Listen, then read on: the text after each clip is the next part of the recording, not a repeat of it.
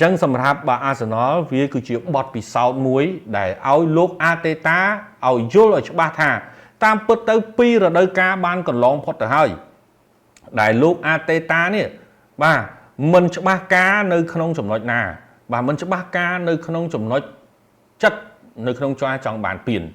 បាទប្រិមិត្តយើងមិនអាចនិយាយបានថា manager ទាំងអស់ manager មួយណាក៏គាត់មានមហិច្ឆតាចង់ការលើកពៀនច្រើនដែរប៉ុន្តែ Arteta គាត់នៅក្មេងខ្ចីពេកហើយគាត់មិនអាចមានមហិច្ឆតាដល់ថ្នាក់នោះទេបាទឥឡូវនេះនៅសល់4ពៀននៅក្នុងដៃចាំមើលតើគាត់នឹងត្រូវដោះស្រាយវិធីណាបាទហើយរឿងបញ្ហាតតនេះប្រិមត្តថាវាមិនដែលទេអញ្ចឹងក្រុមមួយបាទក្រុមដូចរៀលបាទដូច Man U អីបានពៀន3ក្នុងមួយរដូវកាលជារជ្ជកាលដែលគេកំពុងតែខ្លាំងបាទកុំភ្លេចថាបច្ចុប្បន្ននេះ Arsenal មិនមែនខ្លាំងលើសគេលើសឯងដែលគេគ្រប់គ្នាហ្នឹងគឺគេយ៉ាប់យើនោះទេ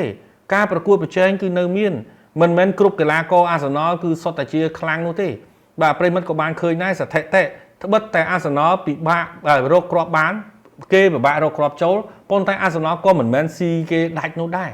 បាទហើយអាចនិយាយបានថាវាជាការសម្រេចចិត្តរបស់លោក Arteta ដែលបថុយប្រឋានមែនទែនបាទបថុយប្រឋានមែនទែនប្រកួតដែលគាត់ត្រូវយកឈ្នះឧទាហរណ៍ទៅការប្រកួតជាមួយនឹង Nottingham Forest គឺជាប្រកួតដែលគាត់ត្រូវយកឈ្នះដើម្បីវ៉ាបន្ទុកឲ្យបានកាន់តែឆ្ងាយប៉ុន្តែបែរជាស្មើ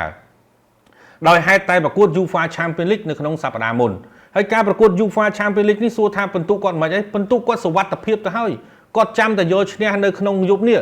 បាទវាជារឿងមួយស្រេចបាត់ទៅហើយការសម្រេចចិត្តនៅក្នុងការលេងខុសវាអាចនឹងផ្ដល់ឥទ្ធិពលនៅក្នុងការយកពានបាទ Premier League Arsenal ខានលើកពានជាង20ឆ្នាំមកហើយបាទថា21ឆ្នាំបាទខានលើកពានហើយ21ឆ្នាំហើយអញ្ចឹងមហិច្ឆតា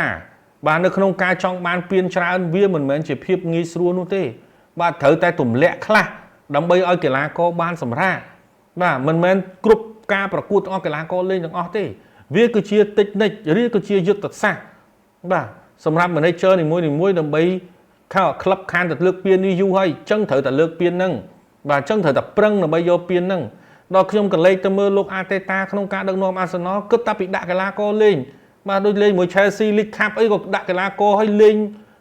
មិនធម្មតាគេថាលេងគេថាបាទស៊ីសាច់ផុតឈាមគ្នាតែម្ដងអញ្ចឹងសួរថាតើវាមានអត្ថប្រយោជន៍អីត្រឡប់មកវិញទេបាទយើងឈ្នះទៅល្អហើយប៉ុន្តែនៅពេលដែលកីឡាកររបួសនោះឯងដែលទាញឲ្យបាទការប្រកួតផ្សេងគឺនឹងត្រូវយ៉ាប់យ៉ឺនទៅតាមហ្នឹង